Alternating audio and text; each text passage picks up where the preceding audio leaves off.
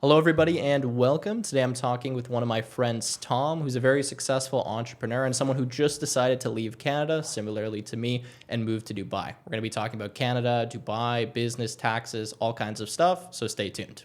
Let's get into it, man. So first of all, thanks for hopping on the podcast with me. You just recently moved to Dubai, so let's kind of start with that. What's it been like for you here for the past 3-4 weeks? I'm sure it's kind of a big change from Canada, especially with the weather and whatnot. Yeah, no, the weather's great. I was joking with my friends at home. I'm like, oh, it's getting cooler next week. I'm starting to see a 2 instead of a 3. But every single day, you and I were chatting about this. Every single day is sunny. You don't need to look at the weather forecast. Whereas at home, I'm like, oh, is next week going to have a sunny day or is it going to be raining? So that's been great. But I've been here for 3 weeks. And I have a 5-month-old girl. I have a dog. I have a cat, a wife. So it's a lot of just, moving is stressful, right? Like even if you move from like a condo to another condo in Vancouver, that's where I'm from, by the way. Like that in itself is stressful. So like moving across the world, doing all the taxes stuff. Like tonight I have a call with my tax lawyer and my accountant still. So it's still kind of ongoing. But yeah, I think overall things are getting settled in. We're moving to a new place next week. Finally, right now I'm staying at an Airbnb, and I just bought a car. So finally, like I don't have to rent cars anymore. And one step at a time. Yes, things are getting settled in, but I love it here so far. Like I feel like sometimes in Canada I was way too comfortable. Every single day was kind of the same day. I wake up in the same bed, drink the same coffee, see the same people. I love my friends, by the way. Nothing against that, but everything was the same. Going to the same restaurant, doing the same thing, and everything was the same. Like I can close my eyes and be like, I can see the next 10 years of my life already. And that's not very exciting to me. So Tony Robbins talk about their 6 human needs. So like certainty, uncertainty. So certainty is like, well, we need, food and shelter and roof over our head. But like uncertainty is also just as important for some people. So I feel like right now for my stage of my life, I'm 33 years old. I'm still relatively young. I'm like, if I don't do this now, when am I going to do it? And plus, like Canada, we can talk all about this, but like Canada is just, in my opinion, the leadership has really, really driven the country down to the ground. So I no longer agree with anything, not anything, but majority of the direction of the country. And I'm not a big, like, I don't like to complain. Like I think people vote with their feet, right? So ultimately I'm like, hey, it's okay. I can't get Trudeau out of the office or anything like that. I just don't like where I live now, so I'm packing up my bags and going somewhere new.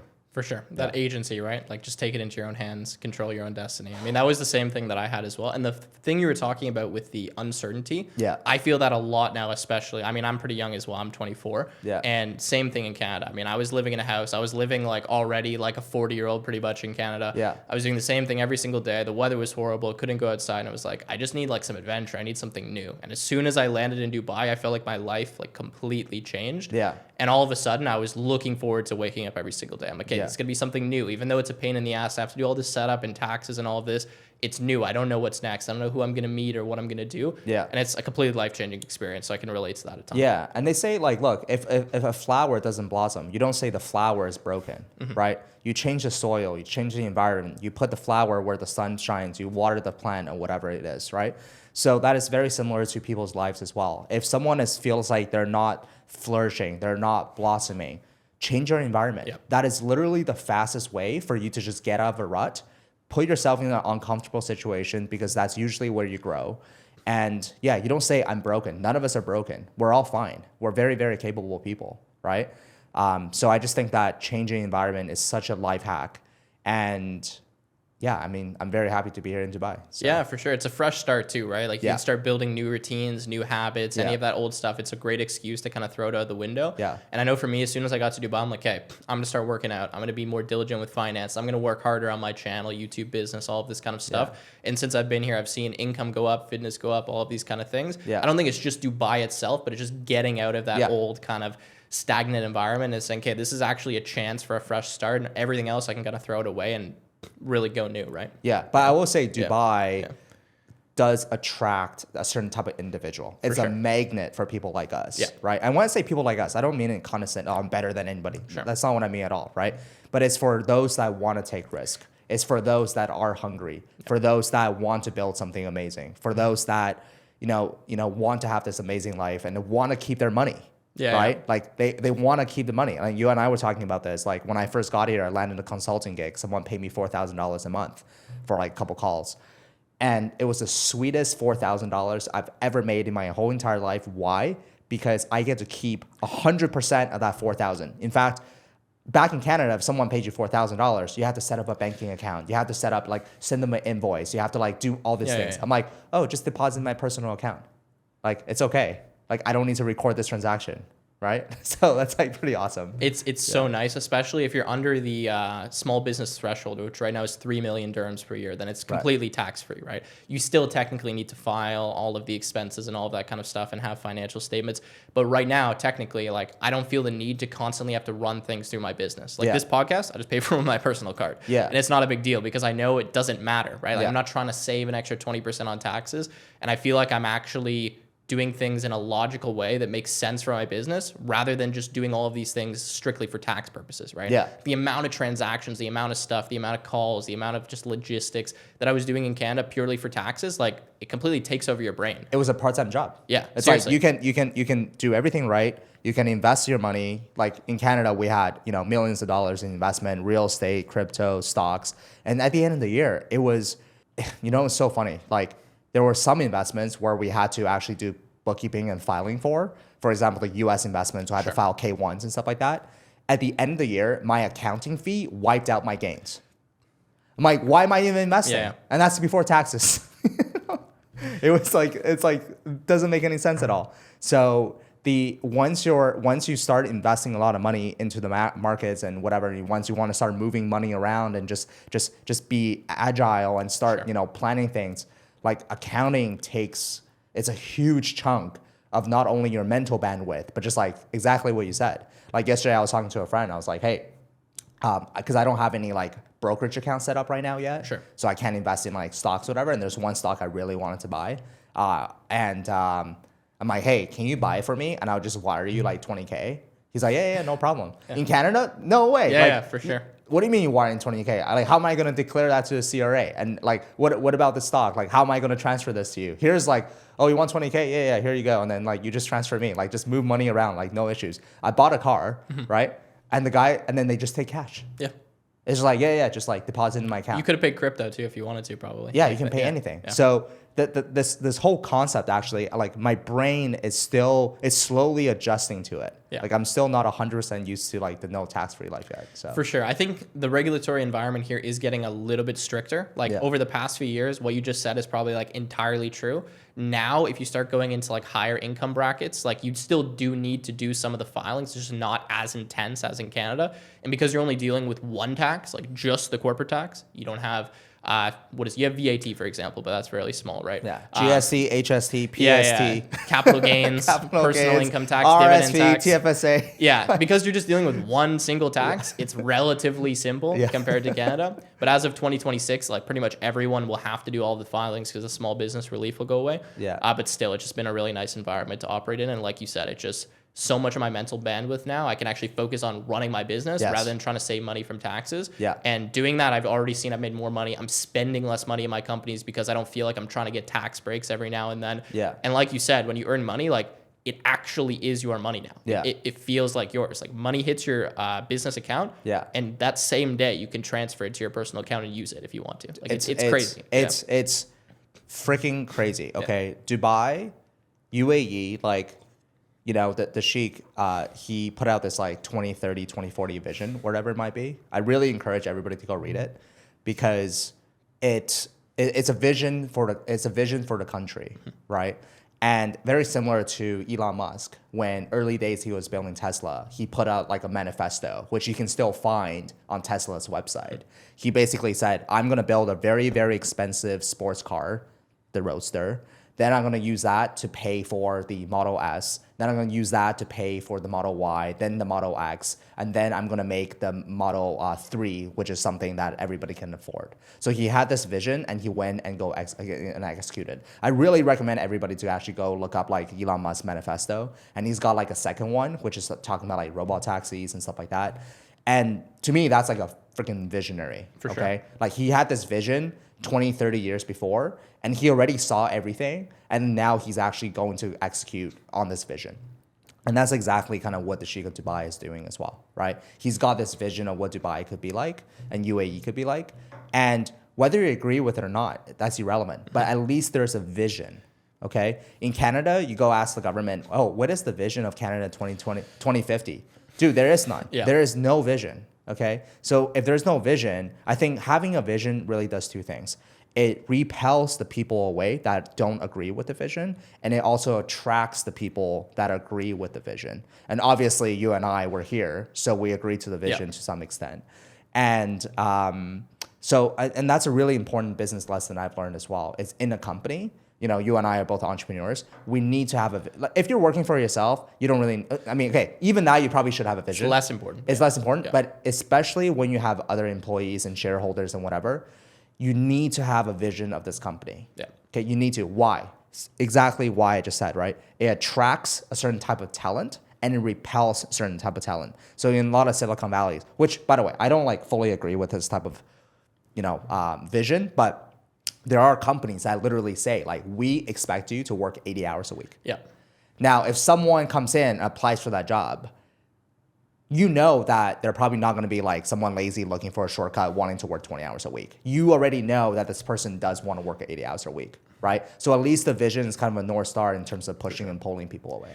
I think also having the vision, especially if you're early on in the company, like, you're running startups or something, the employees that are there can at least see where you're going in the future, right? Like maybe you're not there yet. The vision hasn't come to fruition, but that's the direction that you're moving in. A major mistake I had with the startup that I was running is that we had a vision, but it was vague. It was changing. It was constantly moving. So it's hard to keep people motivated and keep that momentum going past a few months when we don't even know where we're going to be ending up, right? Same thing with learning something new. I mean, it's not really a vision, but more of a goal. Like you need to know the direction that you're moving in. And the thing I love about Dubai is that every time I come back here, especially after I've been gone a few months, something's changed, something's new. They're actually making progress. You can see it in real time. You can see the amount of construction. There's crazy stats like, Dubai has the most cranes of any place in the world, even though it's like a relatively small country, right? Yeah.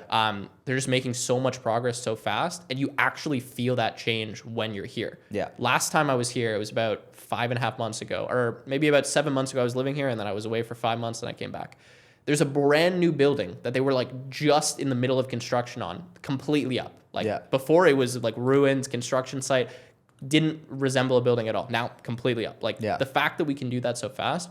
Meanwhile, in Canada, it takes 3 years just to get a building permit, probably even more than that. Yeah. And I think the lack of vision is why so many young people, especially, there's no hope now in Canada. Like when I talk to people, even if, it was maybe getting better, okay, we're going to, improve in the future, people maybe look at the Conservative Party and Pierre and say, okay, maybe it'll be better. But they just, they don't have hope because they don't have any vision to look to, right? Yeah, dude, you make $150K a year. Yeah.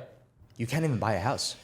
I mean, in Vancouver, I'm from Vancouver. I'm not sure about, I'm sure you can buy a house in like Calgary, Edmonton and stuff like that. Yeah. But in Vancouver, arguably, I would say one of the nicest cities in Canada. Sure. Right? The best weather for sure. Well, I don't know. It rains a lot. So maybe some people are like prefer the snow and sunny over the rain. But I would say, I mean, how is that possible? Like you were sold this dream, okay?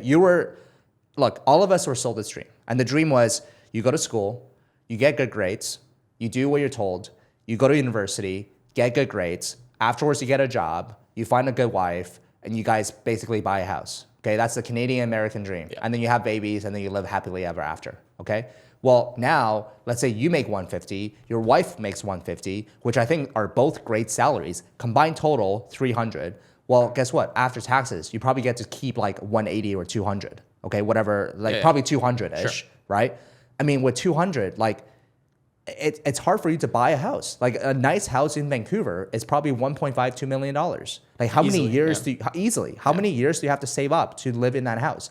So you want to live in an apartment, and nothing wrong. I lived in an apartment. There's no problems. But like a lot of people want to live in a house. They want to own their own land. For sure. So I think it's the system is completely broken, and the government has not managed the money properly. Huge deficits. I don't know what they're spending money on. The U.S. government now, like they're finding out, like a Pentagon can't find trillions of dollars. I saw that, yeah. This cannot they're calling someone else like who owes $300 to the CRA and be like, oh, you owe exactly $300. Yeah. If you don't pay that now, there's going to be interest accumulating. I just think it's completely messed up. So anyways, the reason why I moved here, yes, like big part of it was taxes. a big part of it was the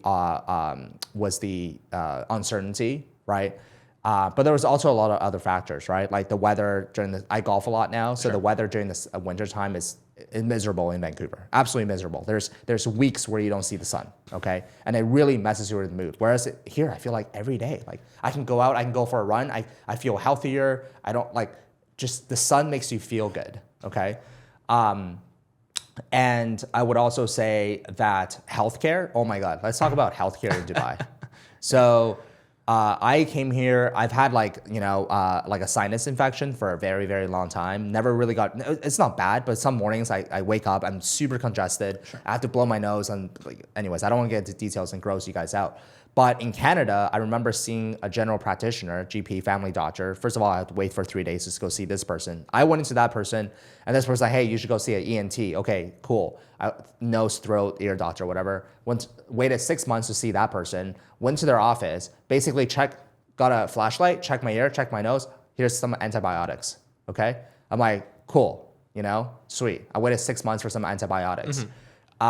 Whereas here, so I guess like there's some like allergies that I'm, the air quality isn't as good in Dubai as it is in Vancouver, obviously. So when I got here, there's a lot of my nose is starting to act up again. And I looked up some hospitals. So in Dubai, there are like different types of hospitals you can go to from all over the world. I'm talking about Cleveland Clinic, Mayo Clinic, like top of the top in the world, right? And these doctors are from internationally as well, right? So I found King's Hospital, which is I think a UK-based hospital. You go on their website and you can WhatsApp them, and then they basically ask you what you need. It's like, here's a menu. Do you want to see a neurologist? Do you want to see a ENT? Do you want to see a spinal surgeon? What do you want to see? Yeah. So I'm like, ENT. Click ENT. They call me. They're like, hey, what time do you want your appointment to be? I'm like, it's 9 a.m. right now. Well, I can be there at 10. They're like, hey, we'll get you in 12, right? So at 9 a.m., I booked the appointment. At 12 p.m., I'm in front of an ENT. And the thing is in Dubai, very much like the US, healthcare is like a business. They want to make money, right? Now, in healthcare is one of those things. You don't want a cheap lawyer, right? You don't want a cheap doctor. So in Canada, there's not really an incentive for them to really, really check you because they probably get all the same, right? There's probably just more work for them. So here, they're like, hey, let me do a very thorough check. Now, of course, if you go super end of that spectrum, it's like, whoa, that's a little too much because they were like, okay, we'll do a CAT scan, we'll do this, we'll do that, and then like obviously each of those costs money. So, but you can choose like, hey, like I don't want to go with that, but at least the option's there. Yeah, in Canada, my wife was she has her family has a history of heart attacks. So she was trying to get this like calcium scan done. She went to her family doctor and they were literally straight up saying, no, you're not qualified. We're not going to do that. Here, they'll be like, gladly, please do it. Yeah. You want any other test? Like we got everything for you, right? Sure. So anyways, I mean, that experience in itself was mind-blowing, but it sucks for me to say that it's mind-blowing because that should be the norm. Like that should be the norm. And something else like hit me as well is in Canada, people say, oh, we have free healthcare. That is not free healthcare, my friends. Do you know how much taxes you pay that goes towards that? Now it's free maybe like for lower income level people, right?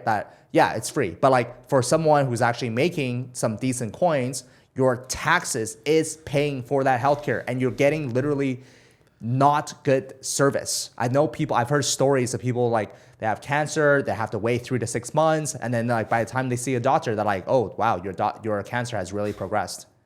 It's like that is not right. It's absolute madness in Canada. I mean, you said you saw a general practitioner, a family doctor. You were lucky enough to have a family doctor.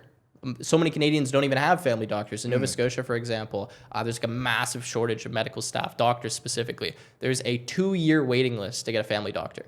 You're paying taxes every single year, no matter how rich you are, no matter how poor you are. And you have to wait 2 years to be able to get a family doctor that you probably can't even go see for months and months and months. Yeah. Even basic things like you wanted, the vaccines back then, you're waiting in lines for hours upon hours. Yeah. Anyone I know that lives in Canada, like they fear going to the emergency room because first of all, you're probably going to get more sick going there because you're going to be surrounded by people. Yeah. If you even get seen that day, I've had times where I've literally slept in the emergency room waiting to get seen. And then same thing as you. You get seen for 5-10 minutes. They do some half-ass evaluation. And they tell you go home or come back in multiple weeks. During the pandemic, we saw absolute madness when it came to delays. People had surgeries lined up. They're ready to go in. Oh, sorry, we're pushing that back a year and a half, right? It's just crazy. And if you take the amount of money you pay in taxes that's supposed to be allocated for healthcare and take that for your own private healthcare, you'd have like the best service you could possibly imagine, especially if you're talking about earning, multiple six figures per year. Yeah. Even here, I know you paid out of pocket, but you can get really good health insurance. Like I have comprehensive health insurance. It's about $4,000 per year. Not very expensive. And it covers everything. Like anything that I would need if you're a generally healthy person, that's done. I would pay $100,000 plus in tax for that same level of service. Not even in Canada. And I wouldn't get it for, months on months. Yeah, so. You pay 4% of what you paid in Canada. Yeah.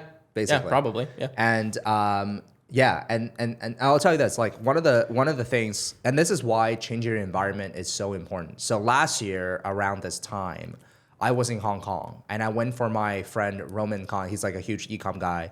Shout out to Roman, by the way. But he held this mastermind. He held this event.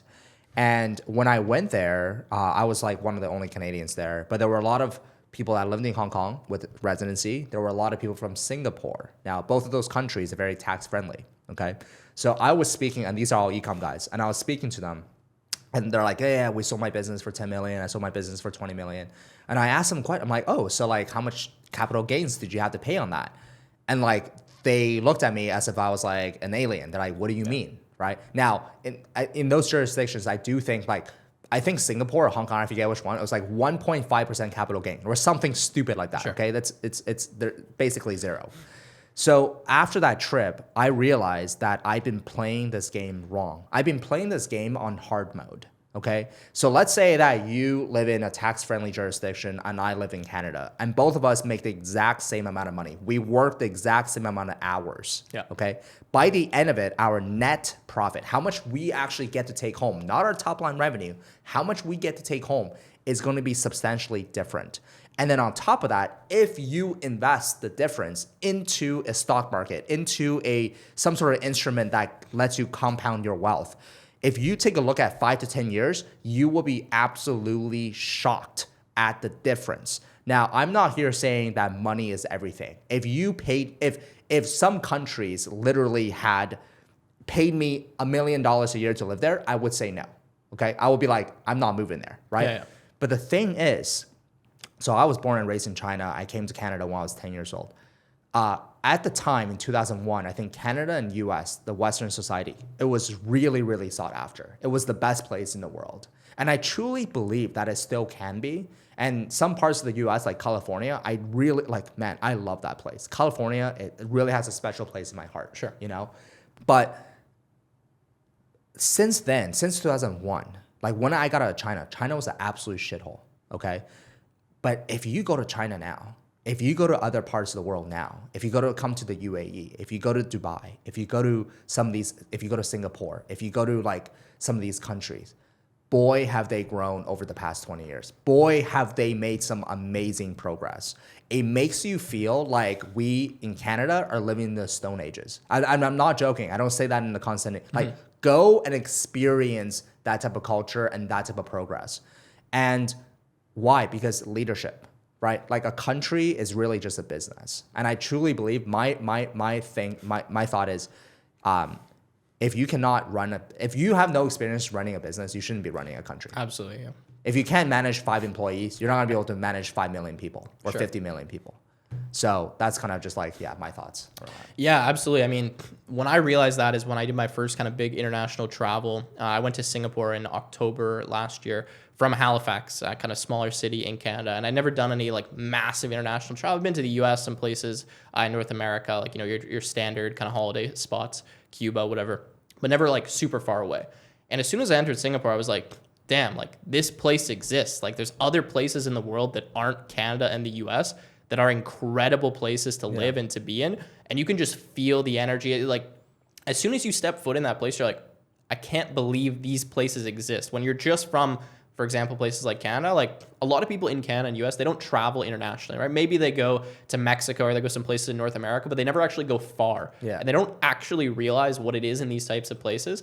And it's funny because since I moved to UAE, so many people I talk to, especially from Canada and US, are like, wait, can women drive there? Yeah, Like, yeah. Is there alcohol? Yeah, it's still, Yeah. their views of these places are so outdated because they've only ever heard any of the, what do you call it, kind of lies spewed or the rumors spewed from the media, from people that, again, same thing, have only ever lived in those places. So even if you go to a place like Thailand or Vietnam or these poor countries, you realize that the quality of life is actually better in a lot of times for significantly less. Like, I would rather go live in Vietnam right now or Thailand or Malaysia, which might sound crazy to people watching this, and pay $1,000 a month and have a private chef and all of these kind of things, than go back and live in Canada. And people in Canada are like, what are you talking about? Like, it's complete poverty. They don't realize how fast these places are leveling up. And I would rather be in a developing nation that's growing rapidly than in one of these declining Western nations where day by day you're seeing that decline, right? It's getting worse and worse and worse. And like really that lack of hope and just the population, everyone's sad, everyone's depressed. I mean, you're a little bit older, but my friends, I mean, 23, 24, 25, maybe they graduate school, they're making 70, 80K a year. Like, they're scraping by. They're living with their parents. Like, they don't have hope of buying a house. They don't have hope of having a family one day. They're like, I just want to survive day by day, and maybe I can like go out and party one day a week, and like that's my life. Like, and that's really why, sad. guys, it's so important. If you're listening to this, right, it is so important to set your own destiny. 100%. Ain't no government gonna come save you. Your mommy, daddy ain't gonna come save you. Maybe some people will, but like, I'm an immigrant. My parents came here with $6,000 to their pocket.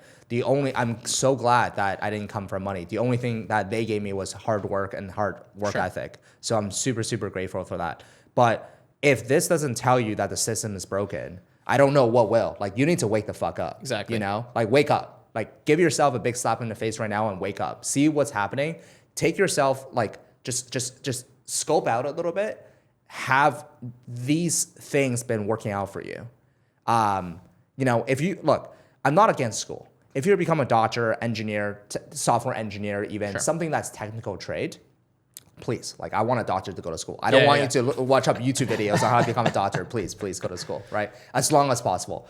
But there are certain, like, for me, I knew that I wasn't going to be working a corporate life, or a lot of people are like, oh, I don't know what to do.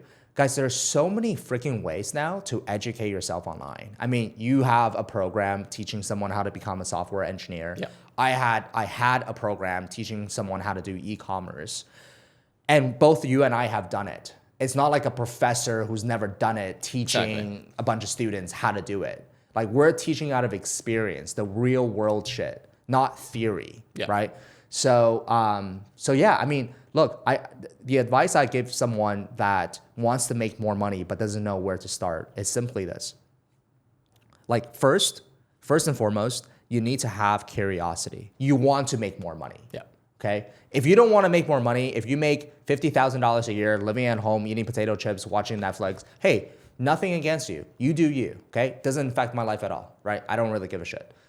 In fact, I really wish everybody did that, so it's easier for me to compete in this business. Less business, right? So that's number one. You have to be curious. You must have this inner desire to wanting to be better. Now, that inner desire can come from multiple things. You and I had this discussion where I asked you the question, where does your motivation come from? Which, by the way, I really appreciate, and you can maybe share with the audience right after. But mine came from, you know, in China, we had like a middle-class life. When we came to Canada, we didn't live in poverty, but it was very, very, it was very tight. Sure. We came here with $6,000, my parents. My dad was an engineer in China. My mom was a professor. Both are very, very well-respected professions. Both had great salary. When they came here, my dad couldn't be an engineer. My mom didn't speak English.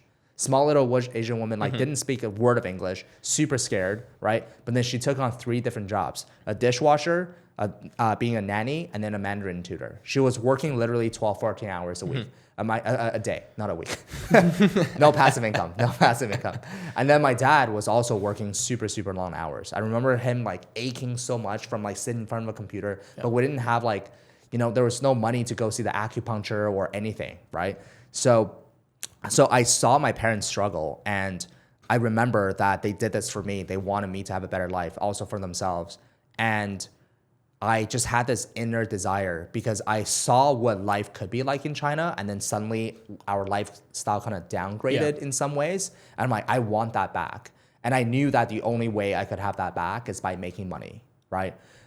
So I went out on this fucking journey, and I'm still on this journey today. Like, just improving myself, how to make money. The first little while was all about making money, Sure. making money. I've tried so many different businesses, nothing worked. All the side hustles you can think of, but that's where my inner desire came from. Now, after that, you need to improve your skill set.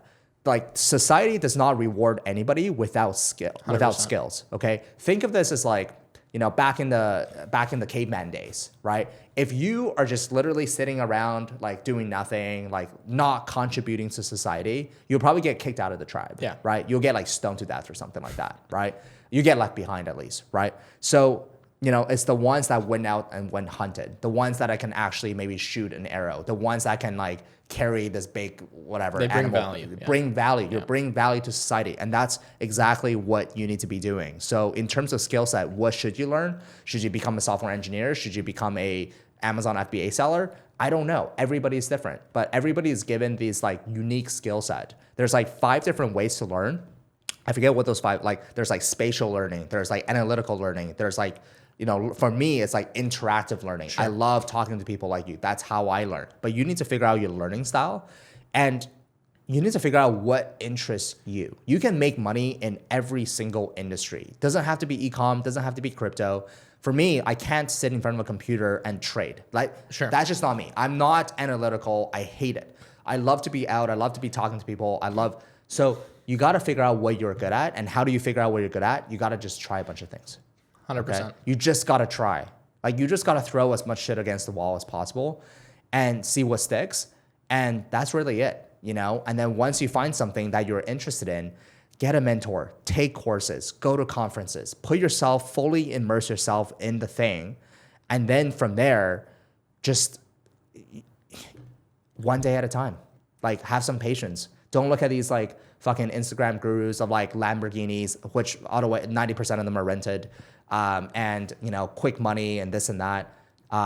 It does take time. It does take time, and you don't want the fast money. And I'll tell you why. The people that make the fast money, it also goes away equally as fast. 100%. You look at lottery winners, like 80-90% of them, they go broke after a few years. Yeah, Why? Because they made the money so fast. They didn't actually deserve and grind it for the money, right? They don't know how to spend the money. But I want to ask you, actually. Sure. You and I shared about motivation. Mine came from a lot of like pain and hardship and insecurities and parents didn't approve of what I was doing. I'm like, oh, I'm gonna prove you wrong. I'm gonna get rich so I can earn your respect. Yours is a little bit different. Sure. Yeah. I'm happy to share that. So I think yours, I don't want to call it more typical, but that's like a story you hear a lot, right? Yeah. Like, okay, growing up, tough, poverty, whatever, coming up, trying to be next generation. In my case, it's kind of, I don't want to say a weird story, but much different than that. I had almost like a picture perfect life, realistically, growing up. I had 2 parents, great family, younger brother, upper middle class lifestyle in Canada, never needed anything. Anything I wanted, I pretty much got within reason. Need new clothes? Okay, boom, we go buy. You want to go on the sports team? Okay, you're on the sports team. Oh, you need a new laptop? Okay, we get you a laptop, right? By no means were my parents super rich. We're not driving in Lamborghinis or anything like that, but very nice house, always had friends over, always hanging out with people, just very like chill, easy life, realistically. Like I could have grown up and done nothing and been like, okay. So for me, that drive to kind of do better, that motivation, because I started working super young. I started my YouTube channel when I was 16. I was always working summer jobs. I worked at McDonald's during high school. By the time I was 19, I was making like over $200K a year. And it didn't come from like a need or like this, what do you call it? Like I didn't need to eat. I didn't need more food. I didn't need new items. It was just, I wanted to do better. I wanted to kind of fulfill what I knew I was able to do. Like, for example, in school, I would go into class and I wouldn't need to study. I could just ace every single test, every single exam. Maybe I just had like a natural high IQ, something like that. But it didn't feel good. Like going in and doing really well on this math test, like that didn't give me validation because I know I didn't work for it. I'm not reaching my potential. I just went in there and just did what I normally did. So my story is I kind of found programming quite young. When I was about 12 years old is probably when I started learning how to code. And this was the first thing I found that was like super challenging, where it was actually really difficult. A lot of people think I was just this like prodigy that just like knew how to code and was writing apps by the time I was 13. No, like when I started doing this, it was difficult. I was failing every single day. I was watching the same video over and over and over and like trying to learn all these concepts. And I would look up words I didn't even understand that were being said in videos because it was beyond my vocabulary. But I was obsessed with that because it's the first thing that was challenging, where I felt like I was actually using my brain power and what I was like capable of doing. Like I was reaching capacity. And I just became obsessed with that over the next few years. And by the time I became 16, 17, I started to realize like I could monetize this skill. And at first it was, yeah, I want to make money, but also I just want to see like how far can I go with this? How good can I get? And that's why I grinded really hard. I learned a ton of coding stuff. I ended up going to university for computer science. And in that first year of university, I really had this mindset shift where before that, yeah, I was working, but I was still having a lot of fun, kind of living, younger years. And by the time I was 18, 19 in university, I was sitting there in my room one night. I remember playing Fortnite, and I would play Fortnite like every single night with my friends for like 2 or 3 hours because school was just easy, and I didn't even have to study that much. And I was like, what the fuck am I doing with my life? Like, why am I doing this? Like, I could be doing so much more. I could be achieving so much more. I could be growing. I could be getting better. I could be going to the gym. I could be doing programming. And at this time, I had a small YouTube channel, maybe a few thousand subscribers. And I just decided, I remember, watching Gary Vee videos, all this inspiration online, like, I need to do something. Like, I need to work towards something because I just feel like some kind of internal misery here, just sitting in like the same place and not doing what I know I'm capable of doing. So I started grinding on this YouTube channel. I would wake up every single morning at like 5:30 a.m. exhausted, but I would wake up at that time before my roommate so that I could film videos before he was awake, so there wouldn't be background noise. If you go watch my earlier YouTube videos, a lot of people are commenting like, why is Tim filming this at like 6:15 in the morning or 6:30 in the morning? But that's just the time that I was able to do that. I started posting a video every single day, really quickly was able to grow my channel. And as soon as I started seeing that momentum, I just became obsessed with it. And I was like, okay, this is like what I'm destined to do, at least at this point in my life. This is where I can reach potential. This is where I can grind. This is where I can put in the effort. And yeah, so to bring it back, like I just always feel like bad if I'm like staying in the same place and I'm not growing or getting better because I know I can be doing more. And sometimes that can be like a negative thought pattern. Like you can't always constantly be reaching for the top. Like sometimes you got to relax, which I've tried to get better at. But yeah, that's kind of why I went. But I still think that's a much healthier fuel. Like, so, Sure. I'm Chinese, and our generation with our parents, I would say the Chinese culture is very interesting, right? Like, we hardly say like love you, like parents don't say, oh, I'm proud of you kind of thing. Like, so I know a lot of Chinese entrepreneurs my age who has, let's call it daddy issues. Okay. Mostly daddy issues. So it's like a lot of negative fuel. So if you guys look at what David Goggins, right? So if you read his book, like he had a terrible upbringing, right? And he's using that as fuel for him to run these insane challenges. Runs 3 days with a shin split, with like broken ankle, he's still running. So I do think that fear and these negativity can be an awesome fuel for the short term. You do not want that for the rest of your life. Okay, it's not healthy. There's better fuels to run on, such as the one that you just said. It's like, hey, screw everybody else. What am I capable of doing, right? What is my upper limit? Exactly. What is my threshold? And let me just try my very best to become the best version of myself. And honestly, if there's only two people that you need to make proud, okay? Your 8-year-old self and your 80-year-old self. You don't need to care about what daddy, mommy, friends think. If those two people can be proud of the version you are today, then I think you have done a great job. And then the other day I shared on my Instagram that, looking back in 2019, that's really the pinnacle of my, hustler days. Sure. That's when I was grinding so hard. And I had this energy, man. And I can truly feel it in the, like, deep inside of me right now that I still have it, but it's like flickering. It's not... In Canada, it was like very flick. Now it's like actually, it's warming up a little bit. But I really, really miss that Tom. And it's a really cool feeling to miss a younger version of yourself because you're proud of that version. Exactly. You're like, oh man, you did something amazing. So now I'm like, I need that back. And like I said, changing the environment has been huge for me. And back then, to be honest, like I didn't give a shit what people thought. I really did. I just put myself out there. Like I did everything. If I had an idea, I was gonna do it. I didn't care. This person says this person says that. And like, to be honest, like not everybody, I don't have a big following in social media. Sure. I have 40,000 subs on YouTube, whatever, but my ads have been seen literally hundreds of millions of times. And it is hard. Peter Attia talked about this, like being an influencer or a creator is hard because naturally you're doing everything against human tendencies, like human natural tendencies, I guess, Sure. because we are used to being in a small tribe, right? Whereas on social media, you're doing the complete opposite. You're trying to grow as big as possible for some people. So that's why I experienced a lot of burnout. I didn't want to put myself out there anymore. And I had this internal dilemma where I knew that I wanted to share, but I also knew I wanted inner peace. So there's 4 different levels of freedoms. There's financial freedom, time freedom, location freedom. Those are pretty self-explanatory. Sure. But I think the freedom that is the most important thing is actually inner peace freedom. It's the mindset freedom. A lot of people have the first 3, but they don't have the last one. And I actually think we're all here to chase after the last one. Because truly, if you have inner peace freedom, it doesn't really matter the first 3, right?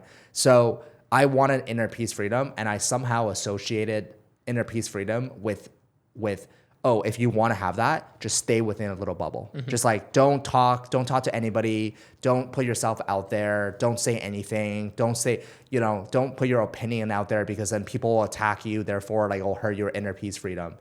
And then I operated that on 2 to 3 years, to be honest. I stopped producing content. And then I realized that I was actually living in fear. Okay? I was playing the game not to lose rather than playing the game to win. A big, big, big difference. And when I got to Dubai after a couple of weeks, I just realized, by the way, I hired a coach that helped me to realize this. I was like, man, I'm tired. I'm like you, playing Fortnite. I'm sick and tired of living in fear. Like I need that old Tom back because that old Tom had so much energy and I miss that. So now, I mean, even doing this podcast, like if you ask me maybe in Canada, I'll be like, I don't really want to do it. But now I'm like stoked. Yeah. So, but we go through different seasons too, right? It's okay. Like, a mentor once told me like life is like this 4 seasons, right? You got spring, you got summer, you got fall, you got winter. Yeah. And then it's okay. I was, when I was doing well financially, that was spring, that was summer, everything was good. And then I fell into fall and winter. Like I wasn't doing very well the past 2 to 3 years. I had some health issues. I lost a lot of money in investments. I made some bad business decisions. A lot of things didn't go right. And it was tough for the world. I mean, after COVID, a lot of people were suffering and I was one of them, right? And then now I feel like it's springtime again. So it's interesting. And I think the environment like kind of jumpstarts that change in season 2, right? Because that's a very similar thing that I felt. And similar to you, like when I was 19, grinding, waking up at 5:30 a.m., like I missed that version because of how hungry I was and how much I was grinding. Yeah. But at the same time, I don't think that's like sustainable long term or even like a healthy thing to shoot for. But it's necessary, at least at the beginning, to get everything started. So now I always look back at them like, okay, if I can at least do 70% of what I did back then, I'm happy. You know what I mean? I know what I'm capable of achieving. I know I can do that. Yeah. But I don't think that's a healthy target to go for, at least right now, because it was just like that's life. It's just doing that. And there's so much more beyond just making money, just business, right? Back then, for example, I wasn't working out. I wasn't being healthy. I didn't go to the gym for a year plus. I used to play pretty high level soccer and I was really into that. And I just completely stopped doing that. Yeah. And when I look back at this time, I was like, okay, there's more things to achieve than purely business, right? And purely success in that area. And when it comes to the seasons, I just had this happen to me as well. When I moved to Dubai, I was like working a little bit harder than I was in Canada. I was more motivated, but my business was just in a stage where it was kind of chill. Like I didn't need to do that much. I could maintain what I was doing at maybe 30 hours per week of work. And that's what I was doing for a while. And then I went traveling for 5 months where it's very difficult to get into a routine and to like really grind when you're constantly changing environment. Like changing environment is good, but not every 2 weeks, right? Because you just can't get into any kind of rhythm. Yeah. So after that traveling season, I was like, okay, now I came back to Dubai. I don't even like want to leave my house a lot of time. Like I just want to stay here and work and grind because now I want to get back into that other season. So I think it is really cyclical. And it's interesting because it's hard to stay like so stable doing the same thing all the time. Like change it up, not working a lot, then working a lot, then grinding on this, then focusing on health. For example, you said you're just going back to the gym and everything now. So it's interesting how those seasons kind of line up, right? Yeah. And how you go through them. Yeah, no, absolutely. And different seasons, you have different priorities as well, right? And that's a beautiful thing about life, right? It always changes. Like if like sun is great, but you don't want a sunny every single, like a little bit of rain here and there, or else everything's gonna die as well, right? So I think that, I think that there's 4 pillars of life, okay? There's your health. Health is the most important thing. This is something that we really, really neglect, especially for high performance entrepreneurs. I believe that entrepreneurship is like a sport. Okay. You look at all these athletes, you look at LeBron James spending millions of dollars on his body. Why? Because he knows without health, there is no LeBron. There is no nothing. So for us, entrepreneurship, most of us, our brain, the thing between our 2 ears is what we need to take care of. Because without the brain, if we can't think properly, then we cannot build the things that we want to build. So health, it's the stuff that we take granted that we neglect. Okay. So how I'm taking my health is I need to physically do something hard at the gym. I stopped going to the gym for a year because I started playing golf and I got lazy. Okay. I'll just call it laziness. But I did exercise in terms of playing golf 3 to 4 times a week. We will walk. I would clock in 20,000 steps. At least that's some sort of an exercise, but whatever. But I think as a man especially, we need to do something hard every single day, physically hard, okay? And same as a woman. I think physically challenging will get your endorphins up. Exercise has so many benefits. It is, they say like, if someone is giving you a pill and they promise you that you can live X amount of years longer, you will have a much more enjoyable life, you will have X, Y, Z, like all these benefits, amazing benefits. Would you take that pill? And if I were to tell you that it's free, would you take it? Like, of course I would take it. Well, that's exercise, sleep, and diet. Those are the 3 pills, right? So health, I'm still playing golf 2 to 3 times a week. I'm just moving to near a golf course, like right on the golf course. I'm super stoked about that. Going to the gym 3 to 4 times a week, probably 4 to 5. Sleeping 8 hours a night. I love my sleep. Shout out to 8 Sleep, by the way. If you guys want to sponsor this podcast, hit us up. But it's the best investment. If you don't have one, highly recommend. They don't ship to UAE. We packed it up from Canada. Really? It's like a mattress or what is it? It's a blanket. Okay. And you can put it over your mattress and it connects to like this water thing. Yeah. And it cools down or heats down and you can temperature control it. And honestly, it's the best thing. So we packed it up in Canada. Sleep 8 hours a night. And then health. You and I, thanks for KCal. By the way, if you want to sponsor this channel, go ahead. All the sponsors, come on in. We'll take all your money, right? Meal delivers to your house, what, $10 to $15 per meal?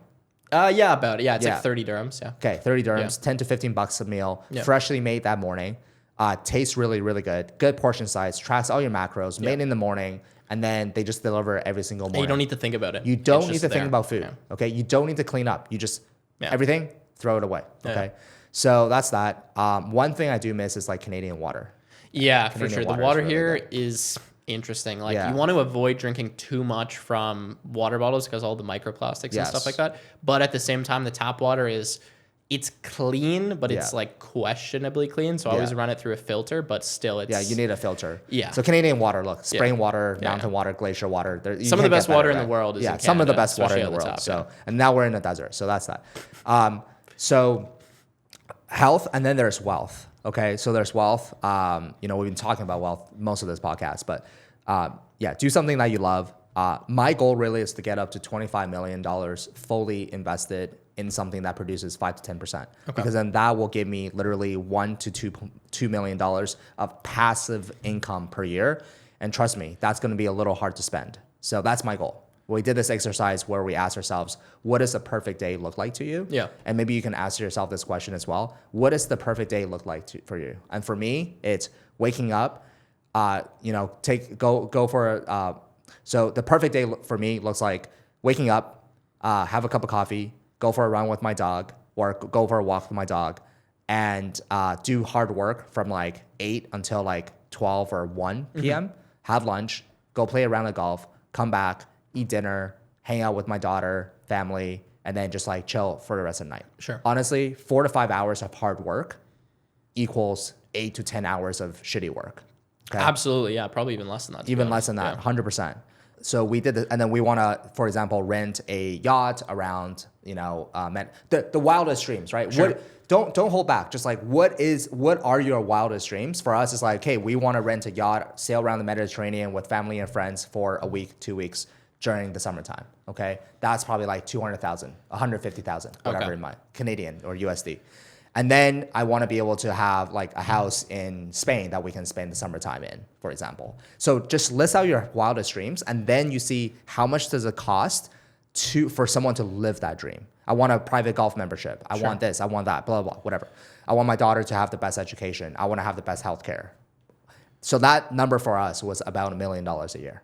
Do you have a time frame for when you want to reach that goal, or is part of the fun just striving for the goal? Because I feel like everyone I talk to, at first, when they start making a little bit of money, they're like, okay, my goal is 2 million invested. And then it's 5 million, and then it's 10 million, and then it becomes 25, and then it becomes 100, right? So, I mean, you're a little bit older than me. When I think of a goal, I'm like, 25 million, that's a lot of money. Like, also, you can spend some of that money too. Like, it doesn't just have to sit there generating money. I feel like I don't need anywhere close to 25 million for my perfect life right now, but also I'm single. I don't have a family and kids. So, I don't know. Yeah. So my wife went to Tony Robbins Financial Mastery in Fiji, and there's different levels of financial freedom. Sure. And I forget what they were, but the top one was like financial abundance. And this is, again, literally if money was free. Sure. If you don't have to, if everything was free, what would you want to do? How would you design the perfect life? Right. So the thing is, a lot of people chase after money, and you know what? Maybe they're like, hey, I want to see how big I can get up to. What is my full potential? Sure. Maybe that's their kind of thing. Some people want to become billionaires or whatever, but some people care about status. Status is such a terrible game to play, by the way. It's the worst game to play. However, for us, I just look at it very logically. I'm like, how much do I need in terms of financial abundance? Sure. How much money do I need to service that debt? And then it's just like, it's about $1 million, right? Now, when I get there, maybe I don't want to spend $200,000 on, even for me, like right now, when I first got to Dubai, I'm like, I don't want to spend $300 on car rentals because I'm like, that money is just getting burned. Of course I can afford it, but that's still my inner. So maybe when I get there, I'm like, I don't want to spend $200,000 to sail on a boat for what a waste of money. I can buy an apartment and make investment. You know what I mean? Yeah, so that's our goal. I want to get there within the next 3 to 5 years. Okay. So that's the goal, and I know I can. Yeah. So yeah, that's it. And you'll get there so much faster in Dubai. Yeah. I mean, you'll get there 10, 15 years faster. Yeah, when you just look at investments alone, right? I mean, like saving at what minimum 20% capital gains tax, like all of a sudden your investments can do significantly worse. I mean, even here they have like a 5% savings account. I'm like, that's like about what I was going to get in Canada anyways, if you factor in all of the taxes and fees and all of that crap, right? Yeah, so, I mean, GIC in Canada guarantees you 5%, but it's categorized as passive income so that it's actually taxed at 56.7%. Yeah, it grinds down the business too, right? If 50. So the government makes more money from your investment than you actually make for yourself. That's crazy. You're buying a government investment and then the government makes money on it. Yeah, it's insane. Yes. That's interesting with the 25 million. I mean, do you think is that number that important, 25 million? Like, I feel like if I wanted to go live in a different country, for example, like I wasn't in UAE, or I was in Canada, or I wanted to go live in, let's put Thailand or Vietnam, countries that I'm familiar with. Like, if you have $5 million in a country like that, you're going to have like a better lifestyle than you would living in Dubai with $20 million. Yeah. So are you like factoring in location when you factor in that, or is it just so you can be anywhere, do anything? So so we literally like the exercise we did, and we spent hours on this, by the way. So it's not something I just like, of course, that's why I'm curious. 25. So we asked ourselves, if next year you can have the perfect year, what would that look like?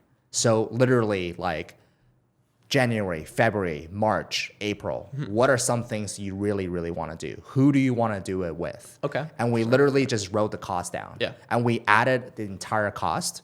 And again, it was like, this is the highest level of where I want to get to, right? Like financial abundance, but there's financial freedom as well. But with that, doesn't come with like $200,000 yacht. So this is just like, gun to your head, tell me the sickest possible life scenario that you want to have, right? Gotcha. And for me, I can probably go a little sicker, but like that's good. that's good enough, Getting to the bounds, but like that's honestly like already really, really, really freaking good for me already. So and then I like looked up online, like how much does it cost to charter a yacht for 2 weeks? Sure. How much does it cost for a flat in like Mallorca? How much? And then we just tallied everything up, and you get a number at the end. And then that number, call it $1 million. Then the goal is actually not to make $1 million in your business to finance that. The goal is to actually have your investments passively paying for that. Of course. And that is the true, that is true wealth. You know what I mean? If you make, if you make $1 million, you spend $1 million on yachts, but that's not really, that's not a good, that's not a good use of your money, 100%. I guess. But if you spend $1 million and that produces 5%, and then you use that 5% to pay for your lifestyle. That's like true passive income. You don't have to work for it. So do you think if you were asked that same question or you went through that same exercise when you were 22 or 23, or maybe you were just getting started before you had a bunch of business success and assets and all of that, how do you think that answer would have changed maybe 10 years ago? Oh, for sure, it'll be different. Like the different seasons, right? Yeah. Like different maturities. You know what you wanted when you were 5 years old. You just wanted to play with the toys. You didn't care about a car. You didn't care about jobs. But then when you're 21 versus 33 versus 43 versus 53, what you want in life also changes, right? So this is my goal now. Yeah. Maybe 5 years later, I'll be like, I don't really care. Like, and to be honest with you, to be 100% honest with you, if I didn't get there, my life will be perfectly fine. Yeah. I really doesn't make that much of a it difference. doesn't really make that big of a difference. But going back to the vision that we talked about earlier, I do think it's important to have some of that vision. Sure. And that is like kind of my North Star right now. So that's kind of like, I'm not like materialistic. Sure, I'm not, yeah. actually I just bought a G-Wagon. So that's 3 weeks in Dubai. yeah, 3 weeks in Dubai, I paid 300,000 cash for a G-Wagon. Not materialistic, guys. But no. But like, I a quick story I want to share is like, I actually lived through that materialistic life. I had a R8. I had 3 cars. I had a $100,000 watch, AP. I actually went through that stage of my life truly to like impress others. I thought, oh, once I make it, I should buy a sports car. I should buy a fancy watch. I should do this and that. And to be honest with you, it brought a lot of anxiety. It brought a lot of unpeace. It brought a lot of like weird feelings. When you go drive a nice car, especially in Canada, you're a little careful, to be honest. In Toronto, people are following other people home, breaking into their houses. People are robbing people's watches and just like these things. Yeah. And then I was like, I don't like this feeling, you know? And I honestly don't really care anymore what other people like think of me from what I wear, you know what I mean? From the possessions that I own. So I ended up selling the R8. I ended up selling my $100,000 watch. I ended up selling all the quote materialistic things. And now actually I work, this is the first time I have like a Grand Seiko now. I think every man should have a watch. Sure. You don't need a $100,000 watch, but you should have a watch. Yeah. So I mean, this is like, a few $1,000s. I have my ring, but like I don't. And what I realized as well is like the richest people are actually those people that you would never ever think are rich. Like I've met literally billionaires that you walk down the street, you would never expect them to actually be like as rich as they are.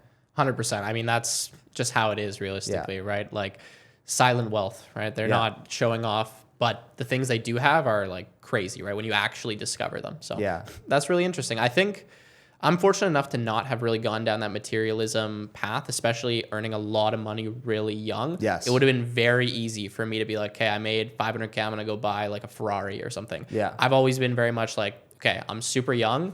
This is like my one chance right now. YouTube's really good. I'm making a ton of money. I don't know how long that's going to last. I'm confident I can always make more money online, but I'd rather just set aside a ton right now and just know that no matter what I want to do in the future, I'm okay. Yeah. And like you said, in terms of kind of like the status game, like it's interesting because I make my money like by showing stuff to people online realistically, right? Like I teach online. I'm more of a teacher than I'm like a vlogger or an entertainer, but I need like a lot of attention to make money. And to be honest, I don't like that. Like I don't like the fact that I have to have millions of people following me or all of these views or chasing these stats.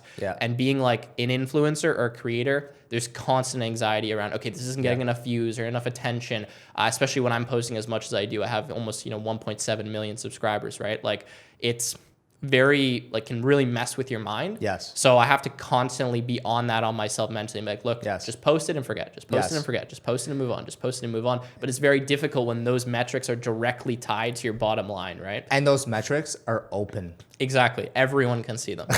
It's like how many views? It's like me being able to see how much money you made yesterday in your business. Yep. Like or in your life. Like no one would like that. People would be like, but YouTube, you can see how many likes, how many views, all the metrics is wide open. You can see when someone gets a sponsor. You can see all of those kinds of things. Yeah, so it's weird, man. It is really weird. And some of the, like, what I'm really passionate about is teaching, honestly. Like, I love teaching. That's why I got into YouTube in the first place. Before I was doing YouTube, I was teaching at a summer camp to kids that were between like 11 and 14. And I can say, honestly, those are some of like the happiest times I had when I was sitting in that classroom on a whiteboard, like watching these kids go from nothing about coding to like, this might be their future career, like completely reshaping the future of their life. At least that's the way I viewed it and what happened for many of those kids.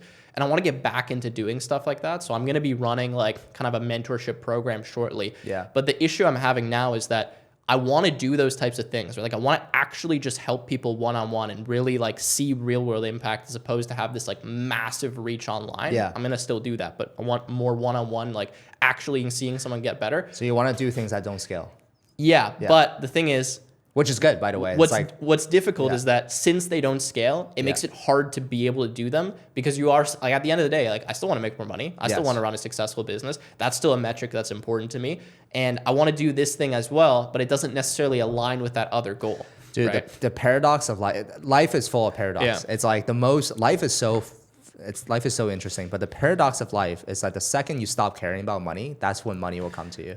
The second I start caring more about my customers and offering a solution that does not scale and just truly delivering an amazing product, that is when money will all come to you. And it's like, if I chase after money, you might have some short-term wins, but the long term, you'll make less. So it's such an interesting paradox. But in terms of, your course, I think you should 100% do that. And when Warren Buffett actually writes his annual letter, he actually writes it to his sister. Really? So his sister is someone that is, like decently intelligent. Sure. She's not dumb, but she's not like Warren Buffett level. Yeah. So Warren's like, how do I write this letter so that I can talk to the masses? So I'm just gonna write it to my sister. Sure. And then afterwards, instead of saying dear whatever, it's like dear investors. So the reason why I say that is because I really, really enjoyed teaching as well. I enjoyed sharing what I have in my brain out in the world. But then somewhere along the way, I got caught up in the vanity metrics. Yeah. Why is my YouTube channel not growing? Why is nobody watching this? Blah, blah, blah. And I stopped and I realized that, wow, what a terrible mistake that is. And now when I make a video, I'm actually going to make it to the younger version of myself. The one that was 10 years old, who had nothing. I'm literally going to pick up a picture beside myself, be like, hey, dear Tom, like, this is the advice I'm going to give you today. Like, I don't care about if Tim watches this or whoever watches. This is for you. And that's the mindset I want to get into. So perhaps, earlier you had mentioned that feeling of teaching, younger kids. Perhaps next time you make a video, just be like, hey, I'm just going to teach this to that kid right now. Yeah, that's a really good point. Actually, that's how I kind of became successful on YouTube in the first place. Is I was making videos teaching stuff that I had just found really difficult. Some of the best instructional content I had was when I was like 17 or 18 years old. And that's because it's so, like, that struggle and actually learning those things is so fresh in your mind because you just went through it. Like in my case, I just learned, let's say, data structures and algorithms. I'm not sure if you know what that is in computer science, but it's a very like common topic that a lot of people struggle to learn. So I made some videos teaching that. And those videos were so good because I knew how difficult it was to learn it because I just went through it. I knew all the things that I found really confusing and difficult, and that's what I focused on teaching in the video. It was almost like I was making the video for myself, and those videos helped me learn and reinforce the knowledge.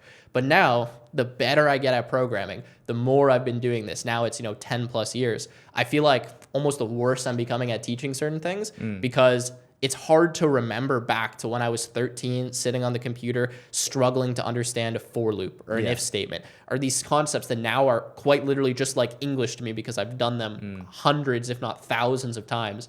And I find that a lot of times that's what happens in university as well. Like a lot of my university professors, I would always claim, these guys don't teach well. They're not effective. That's why I would never go to class. I would skip pretty much all my classes and just learn on my own.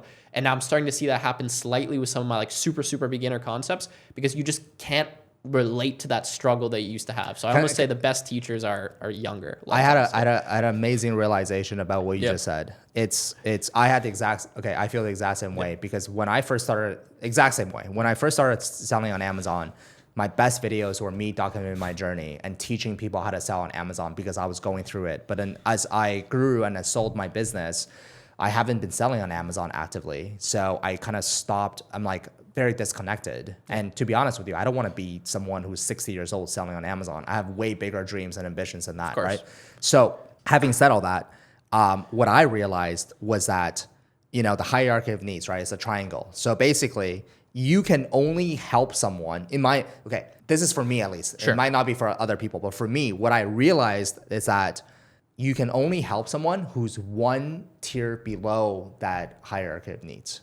Okay. So what that means is when you first started programming, you were a beginner yourself, right? You can help other beginners. But then as you get a little bit more intermediate, you can still help a little bit of these beginners, but the people that are just one tier below you have the best like value for them, right? But then as you have now moved up to this, and earlier you mentioned like, oh yeah, those beginner stuff, I don't even know how to do them, or you know how to do them, but you don't know how to like teach them effectively, whatever.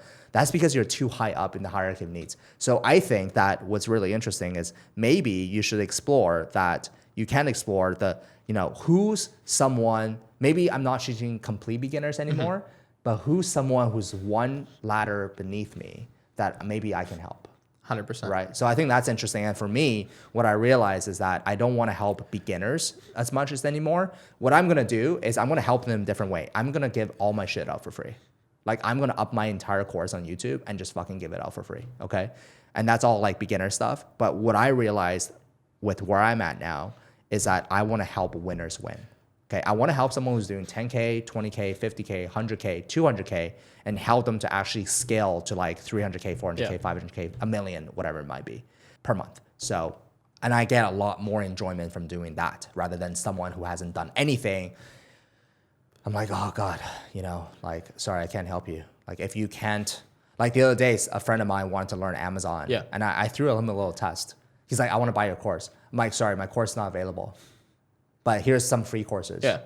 And I'm going to message him. It's been about a month. I'm going to message him tomorrow. I'm going to be like, hey, did you end up taking those free courses? Because I'll tell you what, if he did, I'm going to give him access to my course. Sure. If he didn't, I knew that him paying for my course, he wouldn't have done anything with it anyway. Yeah. You know what I mean? 100%. Yeah. I mean, if someone's like a winner based on their attitude, like they'll go through the steps, they'll actually do it. But so many people, they have that want, but they're not willing to go through the hard stuff to get it done, right? Yeah. Like that's what you see, especially in programming. Like I have a really long programming course. Like it will take you months to finish it if you go through it. The people that finish it, all amazing reviews. A lot of them land jobs. They have great success.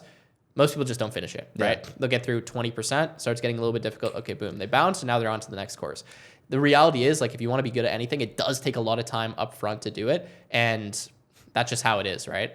I personally do not believe in online courses anymore because even when I take an online course, there are so many distractions. And if it's a long video or a long course, I have TikTok open. And this is me. Like, I consider myself to be like a pretty high performer. Sure. Okay. So I'm like, fuck, if I'm doing this, how many other people are doing this? Whereas I used to teach Amazon in front of a classroom. I tell people to put your phones in a bucket. You can only get your phone. So there was no distractions. And guess what happens when there's distractions? People are paying full attention to me. And guess what happens? Even my best students today, out of literally 8,000, 9,000 students that I had, they were all from the in-person workshops. Yeah. Very few from online. I think that human connection too is super important. Like it's one thing to watch someone through a screen, but when you're physically in front of them and they can say like, dude, look at the screen, or like, why are you on your phone? Like that accountability alone is just massive, right? Yeah. We've done so much online education now, and I think it is important. It's a really efficient way to learn things quickly depending on what you're doing. But if you have a really good instructor in person, like nothing beats that. I remember in university I had an accounting teacher who was really, really good. He refused to use PowerPoint. He would only write in chalk on the whiteboard, which at first we're like, okay, this sucks. Like I can't just copy the notes from the PowerPoint, but it forced you to go into class because that's the only way you're going to get any of the information. He was super engaging. And because he's writing, like he's actually step-by-step explaining what he's doing, walking through his thought process. You can ask questions, right? He's looking at everyone in the audience, making sure that you're actually looking at it. And that was one of my favorite classes to go to. I felt like I learned the most in that, even though that wasn't even my major. My major was computer science. I was doing like a minor in business. And that class I pretty much aced because I actually went to every single class. He was really good at instructing. And yeah, I was just engaged. Like I knew him. I'm like, okay, this guy's going to be pissed if I don't go to class. Like I better show up, right? Yeah. So yeah, it's an interesting dynamic. I want to do more of that in-person stuff. It just, again, like it doesn't scale, right? So it's a very difficult paradigm. Like I'm sure I can make money doing that, but when I look at my YouTube channel, all the other ways I make money, I'm like, okay, we need to stop all of that, set up like an in-person coding school. That could be super fun, and maybe I want to do that in the future, but I just don't know if it's the smartest move at this point, right? Which is always the difficult thing. Yeah, no, for sure. I totally understand. And, for me, I can relate to what you said, but my mindset around that right now, at least for myself, I'm telling myself, it's like, just go fucking do it. Yeah, that's fair enough. You can always come up with a million excuses, just right? Fucking, just if that's truly what you want and where your heart and your desire thinks, don't worry about the scale.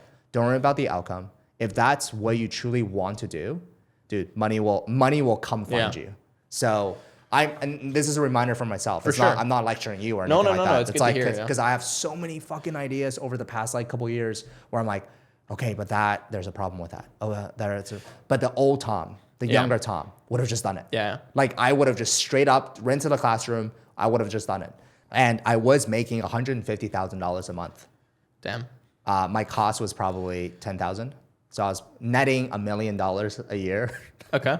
So yeah, sure. I'm not going to make 10 million, but I'll take $1 million job. Like sure. pretty sick, right? I think at some point too, it becomes like, how much more do you really need, right? Like I'm even at a point now where I'm like, okay, look, more money is great, but at the end of the day, it just means like a bigger number on my screen. Like it doesn't really impact my life at all. Like I'm not out buying supercars and doing all of this crazy stuff. Like I am trying to really moderate the lifestyle and not go crazy. Yeah. And at the end of the day, any extra money I make, like, okay, just gets thrown in investments. Yeah, it's important, but in the short term, at least nothing changes, right? So, I want to share a story. So I want to share a story with you about the $300,000 G-Wagon that I just bought. Yeah. Okay. So I really didn't want to, I felt a little bit wrong buying that car. Sure. Okay.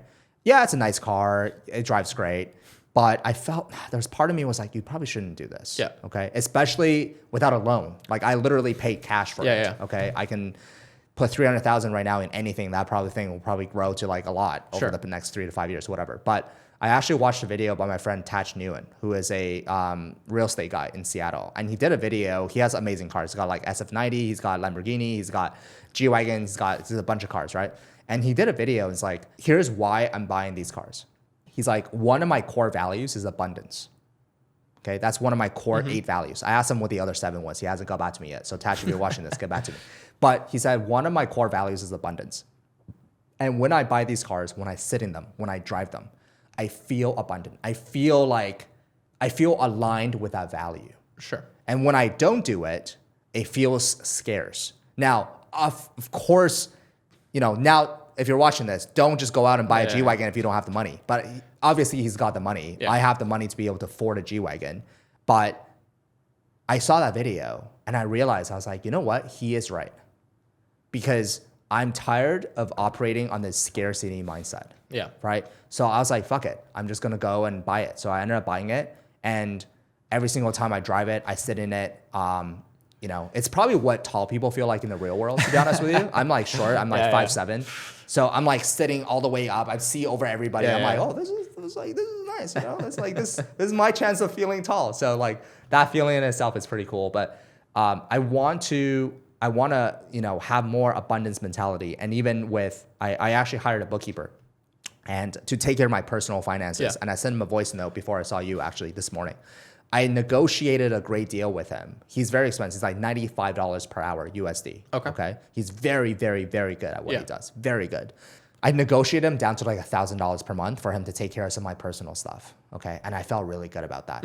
I was like, yes, I got him down. Sure. Right. I grinded him down. And this morning, man, something inside of me, I'm like, you know what? Let me send him a voice note. And I sent him a voice note. I said, hey, Georgie, charge me whatever you need to charge me. Now, don't charge me $10K a month, right? Don't go fucking crazy. Of course, But like, I don't want to negotiate with you. I want something high quality. I want you to be excited to work with me. Yeah. And one of my core values is also abundance. So I'm not here to just nickel and dime you. For sure. So charge me market rate. Let's do some good work. I want you to be stoked to work with me and let's make some money. Yeah. And then he was like, dude, like, amazing message. Thank you so much. Now you're probably going to get way better service than you would have. Whatever it is, But I think I need to really, the 8 core values that Tatch has. Yeah. I know some of mine, but I need to have a clearer picture. And I think if you can make decisions based on your core values, you will never feel wrong about it. Like you will never feel misaligned. Yeah. Like you can feel when you're making a wrong decision. Do you know why? Because that's not aligning with your inner value. That's when you feel the dilemma, you feel the struggle, you feel Sure. like, oh shit, I'm doing something I'm not supposed to do. It's not a good feeling. So if you know your core values and you make your decisions based on that, then I think it's a much better way to live. Yeah, that's interesting. At what point do you think that abundance mindset like becomes more of a core value to live on? Because for example, if you're making like $10 per hour, Yeah. like I can have an abundance mindset, but I can't like put that into reality, right? Since the beginning. Really? I'll tell you a story. When I was probably 16 years old, I went to a live seminar where I saw Kevin O'Leary as someone who's going to be there, but it wasn't. It was like his team. And they were literally selling a business package program. And I don't even think he was going to be there, but it's like, oh, our team. It was $3,000 USD. Okay. I had fucking no money. I'm talking about maybe $100 to my name. I had a credit card and I had a overdraw limit, and I put both of those things on it. Damn. I put both of those things on it.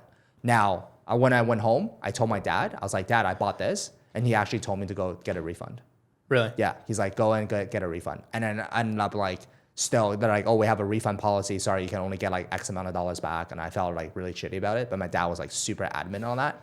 But I'll never forget that story because when I had nothing, I still invested in myself. Yeah. Right.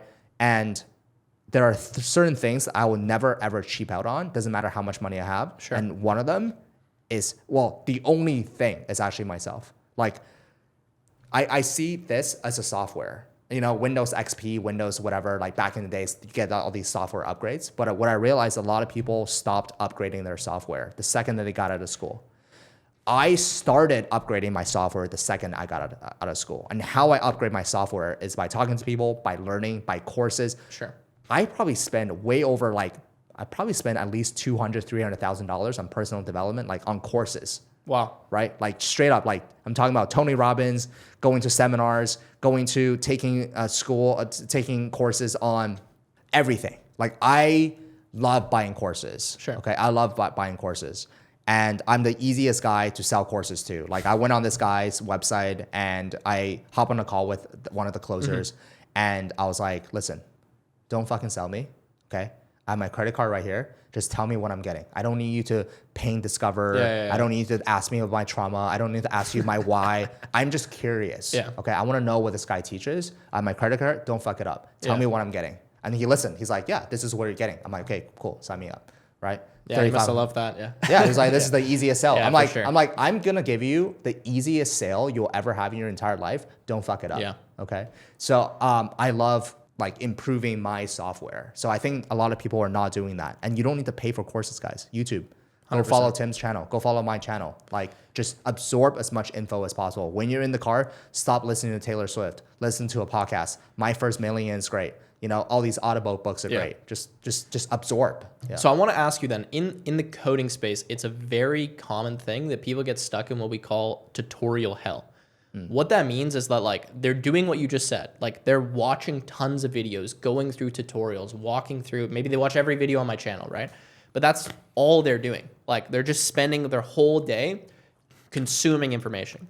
So as much as I agree with you that it's important to do that, at what step does it become like, okay, we've got to take some action now too, right? Because I always tell people, like, especially if you're trying to learn something like programming, something difficult, analytical, logical thinking, like you have to actually do it. You have to put in the reps. Like at this point in my life, I've probably coded 15,000 hours plus, right? Easily. Yes. So like you can't just get that by watching someone else do it. No. So as much as I agree with you, like at what is the balance between, okay, I'm going to take this course, I'm going to learn all this information, I'm going to keep doing that, but when do I stop and actually put it into practice? Yeah, I mean, at the beginning, like I would say, like I recently got into golf. I've been playing golf for 2 years. Sure. I'm a 7.5 handicap, which is like, I think it's pretty good. Yeah, it's very impressive. Like it's pretty fucking good. You know, I've shot like 74, or sorry, it's like 75 was my lowest round or something like that. Like most people don't go break 80 from the blues. Like most people don't break 80 their entire life. And I did it like under 2 years. And I asked myself like, why? Am I naturally gifted? No, fuck. Like I'm 33. I got into golf at 31 years old. But there's one thing that I did do. I hit more balls than anybody else. Here's something, here's a quick hack that you can do is whatever you're on the toilet watching on YouTube, that's what you're curious about. So if that's you like coding, that's like a hack. Okay. For me, it was like watching golf videos. Sure. That was like my full, like it consumed me. I'm like, I got to figure this out, right? So what I realized is that, like, how did I get so good at golf so quickly? I was curious. Back to what I was saying earlier, no one can force. You have to be curious. If you're not curious about it, you're gonna hate it and you're gonna burn out. Okay, you have to be curious, and everybody's curious about something, whether it's coding or Amazon or golf. And then next, you just have to put in the reps. And I also got a lot of different coaches. If you can just do those three things, guys, it's not magic. It's not fucking rocket science. It really isn't. Learning is not rocket science. There's a step-by-step process to how to learn. You can watch a million different videos, but if you don't do it, it's like learning how to swim, okay? If you watch a million hours of videos on learning how to swim, but you never freaking go into the water, you're not gonna learn how to swim. I can guarantee you that. So take the exact same example and apply that to coding, apply that to business. For sure. And you just need to put in the reps. You need to go code more hours than Tim. And if you still cannot be, a certain level, then maybe coding's not for you. Exactly. Like go play golf or something, but at least you found out. But you need to just code. You need to just put in the hours. And this is a great reminder for myself because I realized that if I want to get to my goals, 25 million, I have some false beliefs as well about myself, right? E-commerce is hard. Landing pages is hard. Copywriting is hard. Funnel optimization is hard. CRO is hard. Media buying is hard. Facebook ad is hard. Like all these things are hard. Sure. And then you know what I asked myself? How many times have you built a landing page? Fucking zero. Yeah, exactly. How many times have you ran Facebook? Like when's the last time you went into like Facebook ad manager? So these fears is like a wall and you're literally just thinking about, but you haven't even done it. You haven't even launched. You haven't even fucking launched the campaign. Yeah. Go launch a campaign. That's the easiest way to learn. 100%. Yeah. Launch 100 campaigns. I had this the other day as well. I was like, there was all these things I was thinking about while I was traveling. I was like, hey, no, it's kind of difficult to do that. Like, I don't want to do that. That's going to be a pain. And then I got in Dubai. I'm like, fuck, I'm just going to try it. Like, even if it's hard, let's just see. And if I fail, whatever, I'll try it again. It's like, I want to launch a newsletter. In like 3 hours, I have a newsletter up and running. I've written like 20 emails. I'm like, why didn't I do this like 2 years ago? Yeah. Right. But it's just that overwhelming feeling of like, oh, it's another thing to do. It's another task. But if you just sit down and just actually try it for even 20 minutes, I find you just keep going and just run with it. Right. Like you just got to start. People think there's a secret, man. People think that there is like something that like there's got to be something here. Yeah. How do you get better at golf? You go hit golf balls. How do you get better at coding? You go code. Like that's everyone likes to overthink it and think there's some magic secret or they need this person or this course or this. And you know what? By listening to Tim and I, you and I are the same. We also had these challenges. Of course, yeah, absolutely. So I'm not saying that we got everything figured out. We just shared with you that we also experienced those things, but now we can actually pick ourselves up, like catch ourselves in that moment, and be like, hey. Like, just go code. Okay. And it still happens. I mean, it's still going to happen in the future, too. There's going to be stuff that we're not going to do right away that we probably should have. But it's more of just a self-reflection, right? Looking back and saying, okay, this is where I like messed up. I probably should have started that earlier. Yeah. Yeah. And anyways, man, let's bring it back to Canada quickly. Okay. And we talked a lot about business and stuff. Really interesting. But I know a lot of people in my channel and probably yours as well are Canadian. Yeah. They want to leave. Yeah. But a lot of them think like, I need a lot of money to go to Dubai, or maybe I'm not rich enough, or I can't do it because I have a family. I mean, I know you have a really young daughter right now. Right? Yeah. Daughter. So, like, what would you tell them? Would you tell them just pick up and leave? Like, who's the audience to leave Canada right now? Everyone? Should everyone get out? No, not every. I still have some real estate in Canada. If everybody got out, I need more people to go into Canada right now. Actually, so Canada's great. Come to West Vancouver. It's the best place in the world. Please buy my house. It's for sale. But here's what I think. There's no right or wrong answer. Everybody gets to live their own lives, and everybody has their own adventure in life, and that's the beautiful thing, right? Don't look at Tim and Tom and be like, oh my God, I want to be like those people. Like, live your own adventure, okay? I stopped telling people what to do. I'm just going to do my own thing. And whoever wants to follow me can follow me, and whoever doesn't. And there's no right or wrong. I'm probably making a lot of mistakes in my life still. But what I would say is that if you're someone young or old, doesn't matter. But if you truly, truly, truly want to have financial freedom, okay? If you want to have financial freedom, you need to get the fuck out of Canada as soon as possible. Canada is one of the worst, maybe not the worst, okay, in first world country. Best country. It's the worst, best country to do business in. You are so disincentivized to start a business in Canada now, or even as an investor. I know so many Chinese investors now that don't want to come into Canada. Why? Because they're like, how do I know if I buy this condo and I want to actually do like long-term rental, whatever, they're not going to add another 30% tax on top? Because right now, that's what they did. They did a foreign buyer tax and the vacancy tax. There's like 10 taxes when you buy a property, okay? There is no more money to be made from an investment perspective. So I would say that, and look, here's the thing. It's very easy for me to leave Canada. Why? Because I have no families in Canada. I have my cousins in Calgary, but like my dad and my mom actually live in Germany. So if anything, I'm actually closer to them. They're going to come see me in Christmas and stuff. So I'm not here to say you should just pack up your bags. I can totally relate to someone who has their entire family, their parents are getting old and fragile, and they need to be there to take care of them. So I'm not just saying, oh, move out of Canada. But what I'm saying is that, you know, like to have a better future, like my dad and my mom left China, they had their entire family, but they knew that they did something good for their family and the future generations. So I'm sure it was tough for them as well.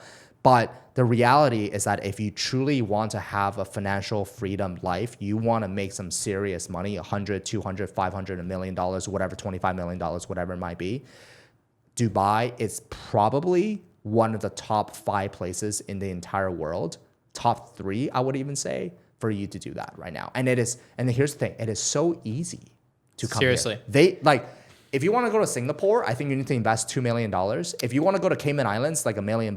If you and Singapore won't even like welcome everybody. They're very picky with who they want. Cayman Islands is super, super expensive. So Dubai is like, oh, you want to come? Yeah, come on in. It's actually that's one of the main reasons I moved here as well. A lot of I was actually looking at other places in Southeast Asia. I didn't necessarily need like zero tax or low tax. It was more for me like just get out of Canada. Like I just need to get off this sinking ship and go somewhere where at least it's like stable. That was the goal.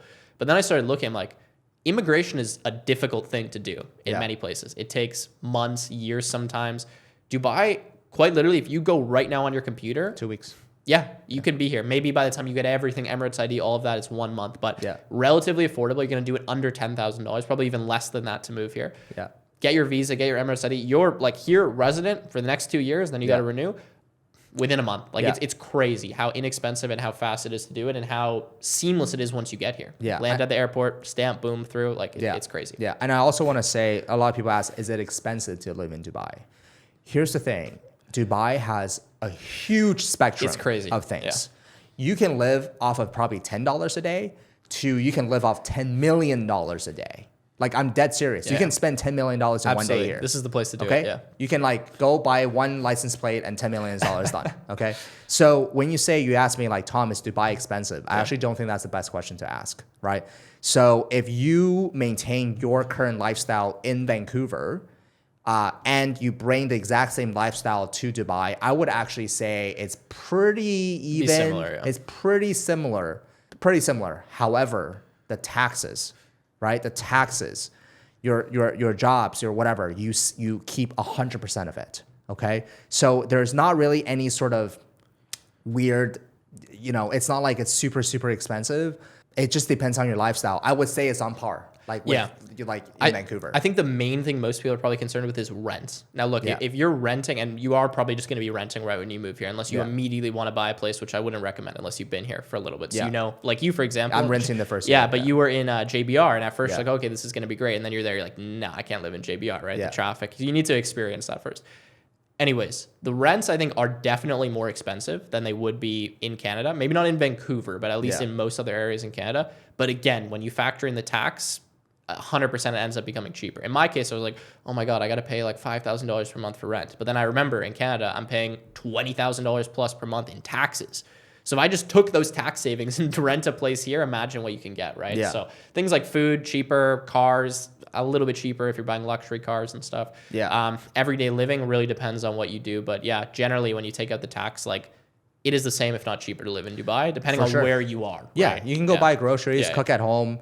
Like I have a family now. I'm not going to nightclubs and stuff. Exactly. Man, if you're a single guy who has a little bit of money and you care about that stuff, Dubai will drain you very, very quickly. But if you're a family person, kids go to school. I think they pay like education's a little expensive here, it is expensive, right? It's like 10,000, or there's cheaper options as well. Yeah. Depending on the school, you can pay up to 100,000. Healthcare obviously is not free, but we talked about this already, so we don't have to explain it again. But I would say that's pretty much Yeah, it. you get used to it quickly. I mean, it is, I will say when you move here and you're experiencing this right now, there's a lot of upfront expenses compared to if you're moving to like another city in Canada, the US. Like, okay, you move and there's a few things, you're moving expenses, stuff like that. But generally, like, it's not like you have to set up all these new things. Here, there's deposits for credit cards. You're paying pretty much everything up front if you want the best deals. You can't get loans, and a lot of times you're not able to get mortgages unless you're here like a certain number of years or you have some special situation. The banking can be a little bit difficult depending on where you're going. So yeah, there's a lot of stuff to get used to, but it's totally worth it. And I mean, now me being here about a year, everything's set up, life is normal, routines in place, expenses have kind of fizzled out. And yeah, it's good to go. It's been a great place to live. Yeah, you're right. I mean, when I first got to Dubai, it is a little stressful because, for example, my rent, I had to pay one check up front. Yeah. So that's $160,000 gone. Yeah, okay, exactly. For 1 year. My car, I couldn't get a car loan, so that's $300,000 gone. So that's $460 right there. And then I have like medical. I have this. I have that. So probably now. Yeah. Okay. You don't need to. Furniture business, you don't need to buy a $300,000 car. You don't need to live in a $13,000 villa or whatever. Yeah. But there are certain things where you do need to prepare to be paid up front, which can be a little stressful. 100%. But I would say if you're someone who knows you're gonna get rich over the next few years, do not wait until you get rich and leave Canada.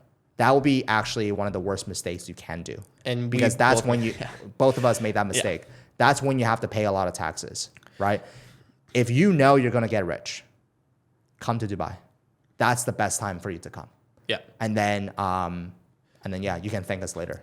Yeah, I think like you need a little bit of money to jumpstart moving here. Like I wouldn't move here if you don't already have some kind of remote job or at least some kind of income source. Like don't just come here completely broke and expect to make it, because especially like the job market here, like you're not earning US level salaries if you're working in Dubai like a normal job. But if you're at the point where you're like, okay, I'm making 70, 80K per year, like fine, do it. You can survive here. Just get here as fast as you can and then grow the business. Yeah. Because even if you're a smaller entrepreneur like I was, Tom here like had multiple millions of dollars, all kinds of sales, exits, all that stuff. For me, I'm still young, 24. I wasn't making millions of dollars in Canada. When I left, my net worth like slightly above $1 million.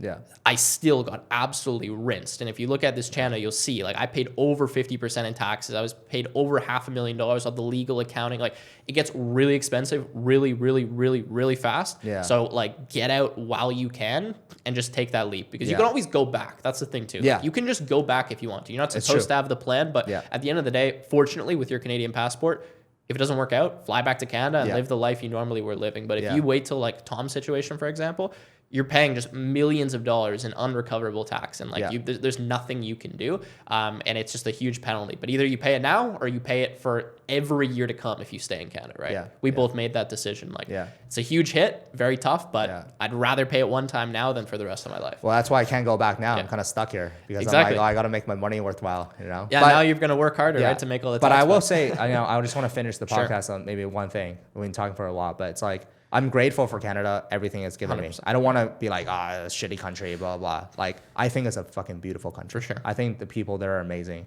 Amazing nature. Like, it's got amazing resources. But the country is run by idiots. 100%. Clowns, okay? So if you're listening to this, next election, make sure you don't vote this clown back, okay? Vote anybody but this clown, because he drove this entire country. And this is not my opinion. Of course. If you look at literally the stats, GDP growth, if you look at healthcare, if you look at everything, it's going downhill. Like, this is not, Tom's opinion. This is like, actually, if you look at the data, it shows. Look at the last 10 years. Look at the last 10 years. It shows crime and like, the GDP versus housing, and like, just go look at the data, and then you can feel it too. I mean, if you don't feel it, let me know, because I'd love to know where you live in.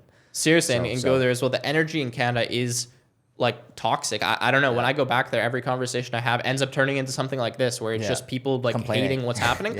And I don't want to be that guy. I don't want to go back and constantly be negative, but it's just, that's the experience of the Canadian people. And like you said, especially the education system in Canada, fantastic. So many things in Canada. I'm really grateful that I grew up there and that I have that Canadian passport and that I had the freedoms that we had in Canada, and we still do to some extent. But you just got to look at the direction, right? Yeah. Right now, it's okay. You can be there. It's not like this dire situation, but very soon, like it's sliding like this, and it's only going faster. So you just have to do the responsible thing, and that's what I ended up doing, looking at the situation, saying, I can't in good faith stay here knowing what's about to happen.